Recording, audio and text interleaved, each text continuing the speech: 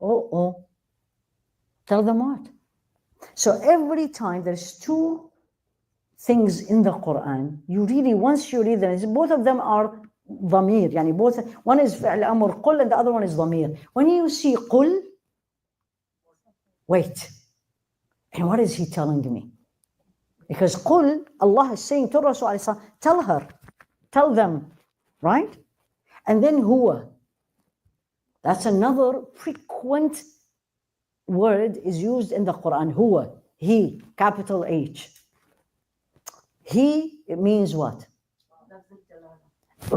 Meaning, it's used in replacement of lafz al-jalala. You say he, you're referring to Allah. But what does that mean when he say huwa? Because he is saying it. Like when I say me, I am talking about myself. I'm talking about myself.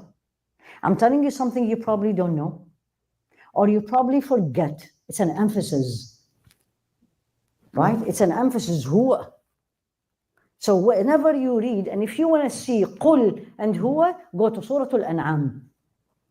Surah Al-An'am, much longer, much longer. It's almost one part of the Quran. He alternates, subhanallah, Allah subhanahu wa ta'ala, between say and huwa. قل ما ينجيكم من ظلمات البر والبحر قل هو القادر. There is always these two. When I read قل, I am going to say Allah is talking to me, telling me something specifically. Well, all the Quran is Allah is talking to me. But there's something He's saying, I want you to listen. Pay attention. And then huwa, now pay attention about what? About Him. Meaning, when I say huwa, when I say qul, could be Allah is talking to me about dunya, Allah talking to me about this life, about the akhirah, about do this, don't do that. But when He say huwa, 2 letters only, He's talking about Himself. You better sit properly. This is how I say to myself. You better sit properly and read this, because He is teaching you who is He. And my problem, and maybe not yours, is I don't know who is He. Truly. Reality.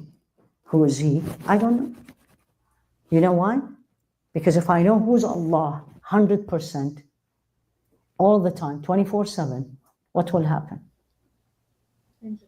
I will never disobey Him. I can't, right? Just do this one time, and may Allah make you remember and do it even more.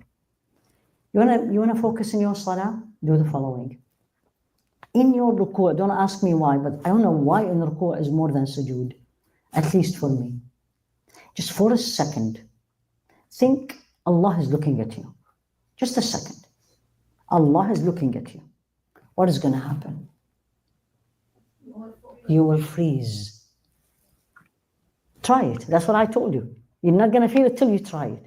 Just a second. Think Allah is looking at you. You will freeze. You can't. Even the word doesn't come out of your mouth.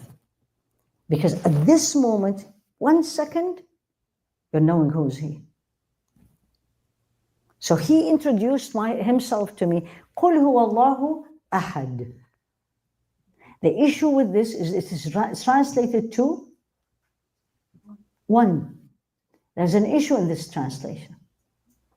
Because He didn't say قُلْ هُوَ اللَّهُ الْوَاحِدُ. He didn't say al-wahid. Al-wahid is one. He said قُلْ هُوَ اللَّهُ أَحَدٌ.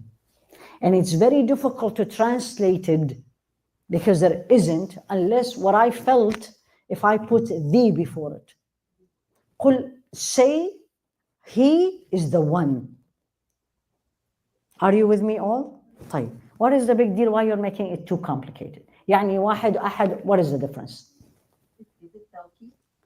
توكيد هو. You have to know there's a reason. Every word in the Quran has a reason. All of you know the surah, right? Yeah. How many times you've read it? Don't even ask me. I have no idea. I can't remember. Have you ever thought why it's ahad? There is 3 reasons He used. And this is if you just read anywhere, And I'm not giving you an information I imported it from the moon. It is not. It's every book of tafsir will tell you this. Wahid is one. Ahad, as I translated, the one. طيب, what does that mean? There's three reasons. And the most important one is you cannot say the one, the second. And ahad, in the Arabic language, there is no number two after it. In the language, there is no number two. Wahid, there is number 2 and 3 and 4. Are you all with me?